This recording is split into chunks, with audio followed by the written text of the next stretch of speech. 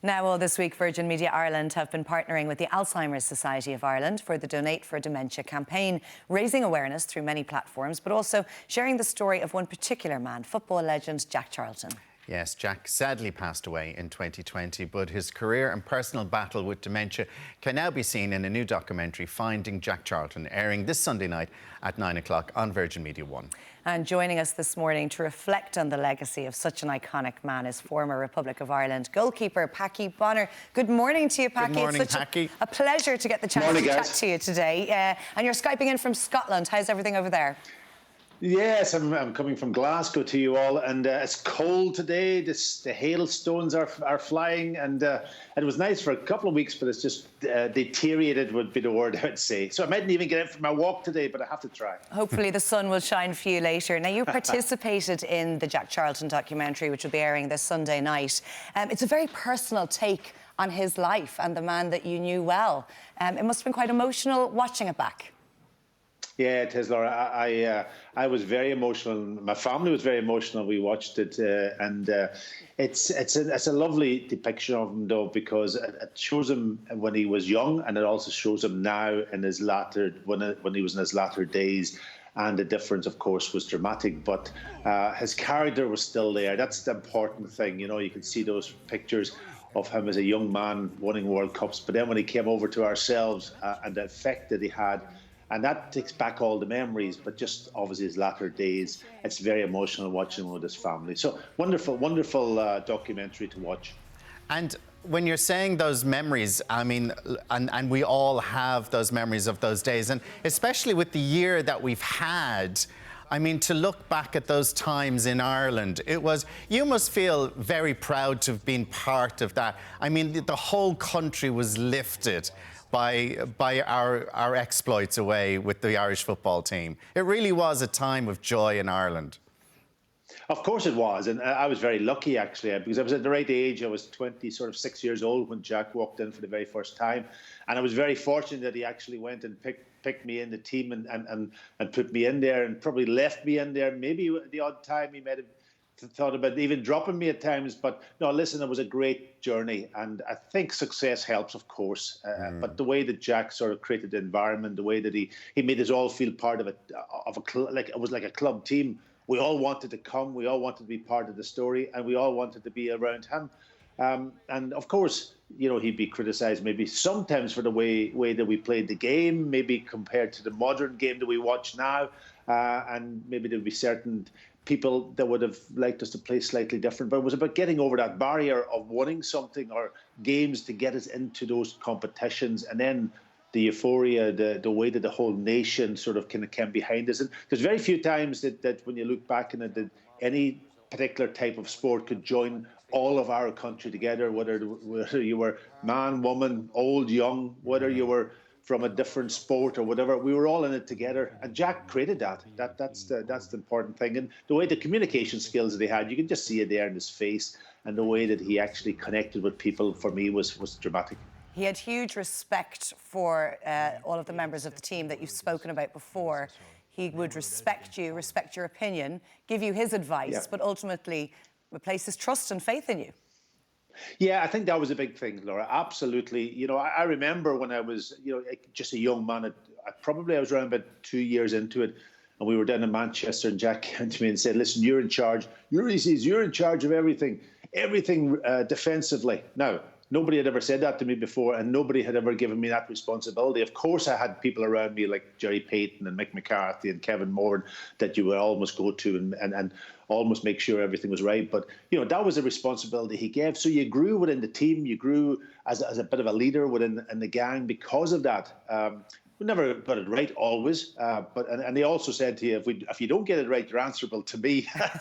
So from that perspective, he was still the main man. But given that responsibility to a group of players, he said the same to Ray Houghton on offensive free kicks and that. So from that respect, I'd look back and I say he was the perfect leader. But that respect led to a vote of confidence in you, which ultimately led to you being responsible for your own decisions. And just looking back to the Tumofty penalty, I mean, Alan was talking about iconic moments. Viewers have been sending in iconic moments. They remember where they were. And you've said before, it's almost a blur up until the moment the ball was placed on the ground.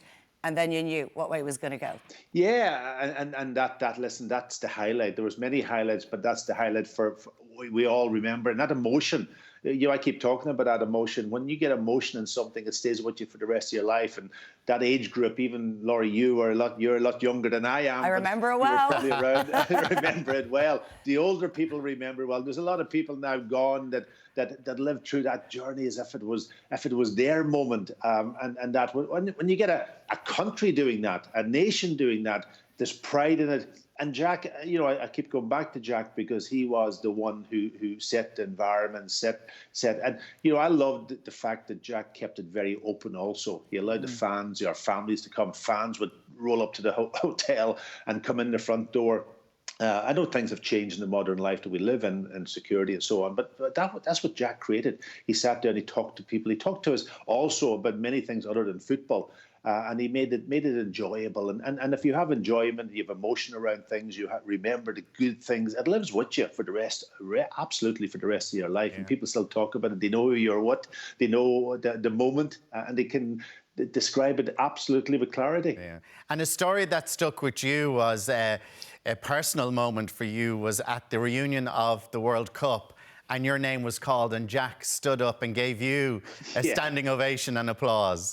Well, I wouldn't call it a standing ovation, but he stood up and applauded. But I think it was a night before, actually, when we came in. It was a wonderful tribute to Jack, and it was lovely bringing all the squad. And it was great to see everybody, almost everybody, getting the opportunity to come together again, because we don't get enough reunions of it.